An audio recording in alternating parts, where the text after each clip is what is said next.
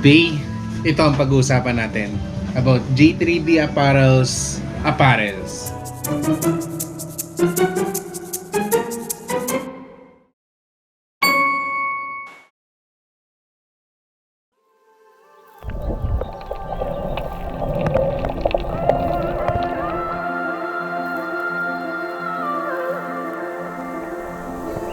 It's hard for me to let go, but I think that I'm finally feeling good again.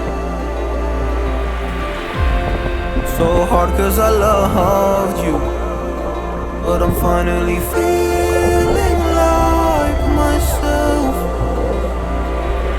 All of the wounds that were opened by you are now closing. I finally know how to live without hurting myself. I think that I am moving on cause I do feel less broken. I needed a sign, this is a sign that I'm healing. I'm finally healing from you.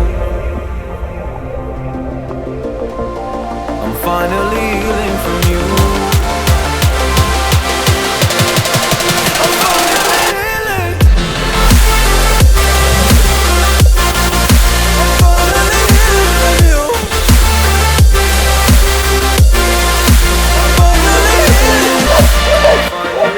So babalik tayo dito sa Monte Carlo para i-shoot yung mapapanood nyo mamaya sa ending na to para kay G3D Apparel. Kaya kami napatagal magpunta dito kasi bumisita muna kami sa barangay.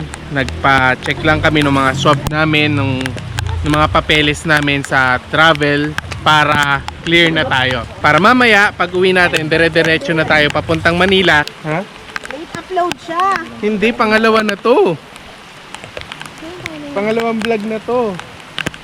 I'm on my own, broken and alone. I feel the rain crashing down.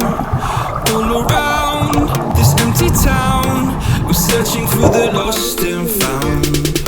But you don't care, you're unaware. Keep moving like the scars aren't even there.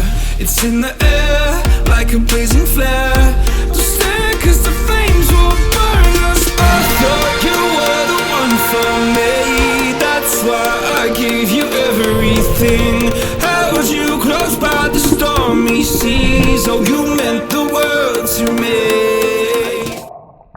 Yung kapapanood nyo lang, yun yung part na papunta kami dito sa Monte Carlo. Sa may motorbike, may mga desktop and paddle boats. And before anything else, before we work, naglaro-laro muna kami ng konti. Mga laptop na nandun, yung paddle boat na nandun. Then later on, ito yung mas pinataas na level ng work from home. Work while traveling. Work while driving. Work while diving. Wala yung ipit ko. Ano ba?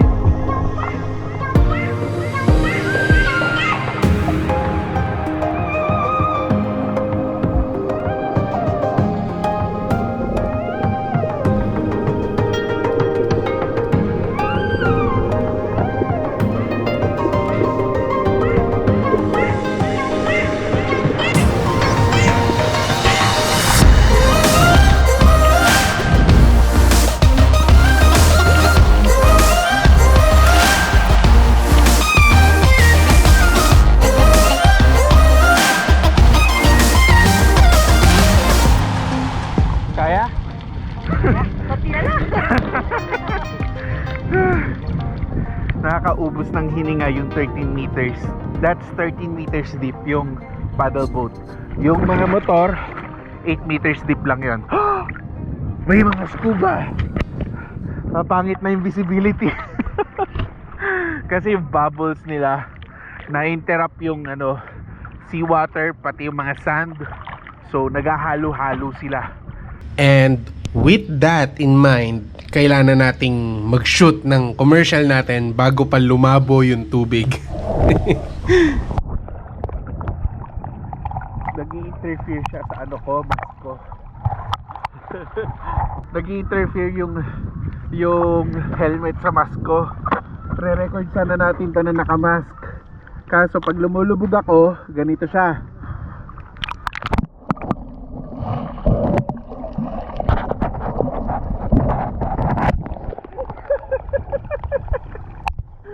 Nakita mo?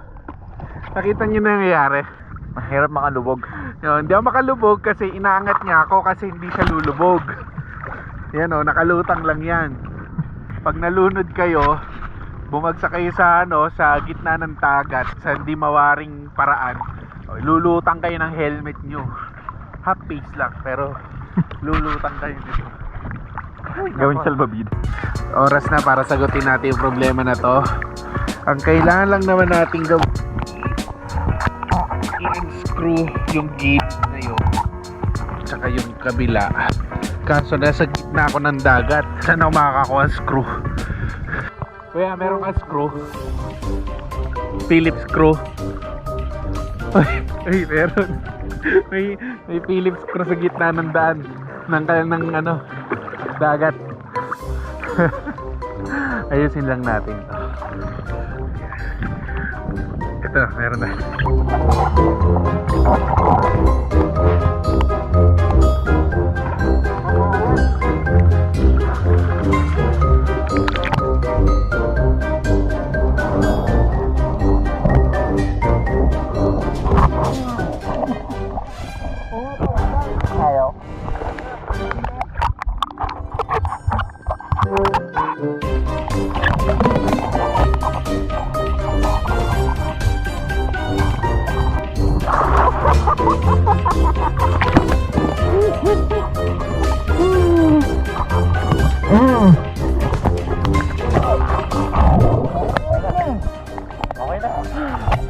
Lumulubog na. Thank you.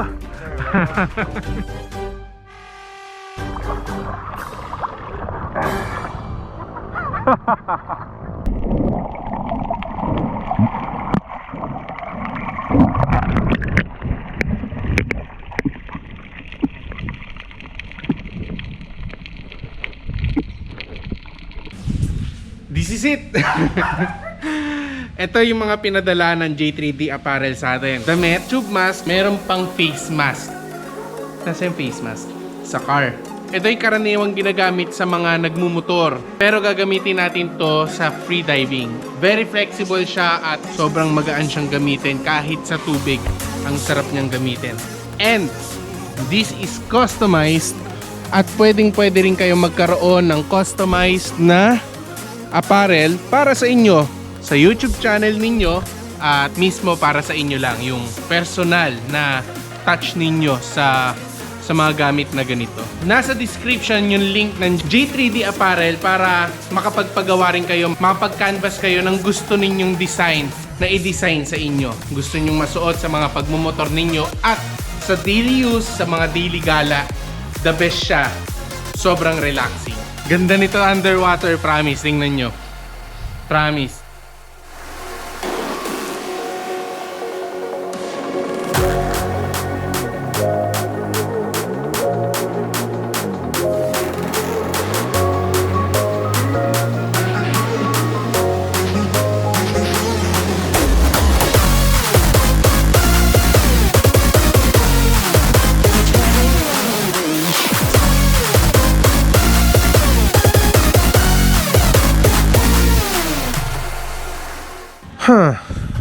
That took longer than expected.